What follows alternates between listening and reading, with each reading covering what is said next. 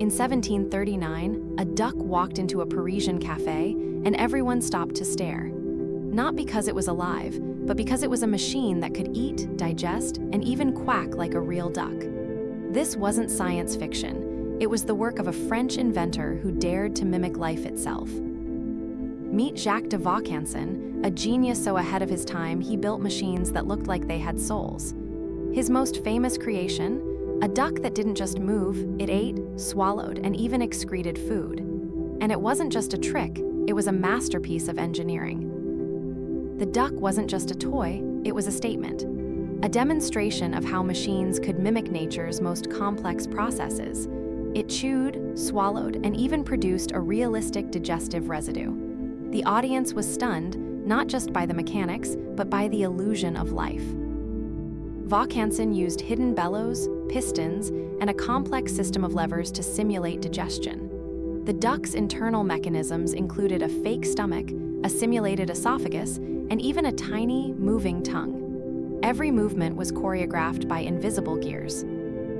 When the duck quacked, it wasn't just a sound, it was a marvel of acoustics.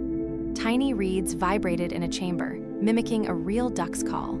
It wasn't just a machine, it was a performance, a living illusion that blurred the line between life and art. But here's the twist. The duck didn't actually digest food. It was a clever deception. The food it ate was preloaded into a hidden chamber, and the excrement was pre-filled in a separate compartment. The entire process was a meticulously timed act. Vaucanson never claimed the duck was alive. He called it a mechanical marvel, a demonstration of what engineering could achieve.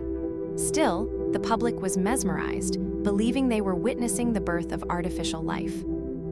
The duck wasn't just a showpiece, it was a political statement. In an age of enlightenment, people were questioning the soul, the mind, and the nature of life itself. Vaucanson's duck challenged those very ideas. Even Voltaire was amazed. He wrote that the duck made him question whether the human body was just a machine. The idea that life could be reduced to gears and levers terrified some and fascinated others. The duck's real genius wasn't in fooling people, it was in making them think. It wasn't about the machine, it was about the mind. It asked, if we can build something that looks alive, does it matter if it's not? Jacques de Vaucanson wasn't just an inventor, he was a rebel. Born in 1709, he was obsessed with automata from a young age. He once built a flute-playing doll that played perfect notes, shocking Parisian salons. He studied in Lyon, then moved to Paris, where he became a favorite of the French Academy. His work wasn't just about machines, it was about proving that nature could be understood, replicated, even surpassed. But Vaucanson wasn't just a showman. He invented the first automated loom, revolutionizing textile production. His work laid the foundation for modern robotics and automation. He even designed a mechanical man, called the digesting duck, not just for fame, but to prove that biological functions could be emulated by machines. He believed the body was a machine, and the mind, a program. Vaucanson's legacy wasn't in the duck, it was in the idea. That life, as we know it, might not be so mysterious after all. His work foreshadowed AI, robotics, and even the modern concept of the brain as a computer. After its debut in Paris, the duck toured Europe, drawing crowds in Vienna, London, and Berlin. Kings and queens paid fortunes just to see it move, eat, and quack. But in 1743, tragedy struck. The duck was damaged during a storm. Its delicate gears were ruined, and it was never repaired. The masterpiece, once a marvel, became a broken relic. The duck was eventually displayed in a museum in Paris, but it was never restored. Today, only a sketch and a few fragments remain. The original is lost to time. Yet its story lives on. The duck inspired generations of engineers, philosophers, and artists. It was the first machine to make people wonder, what does it mean to be alive? The duck's legacy is not in its survival, but in its impact.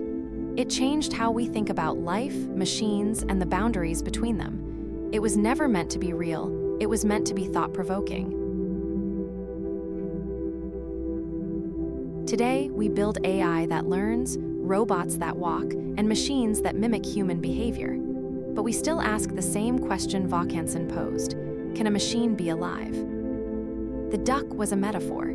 It wasn't about digestion. It was about illusion, perception, and the human desire to understand what makes us human. Every time we build a robot that speaks or moves like a person, we're repeating Vaucanson's experiment.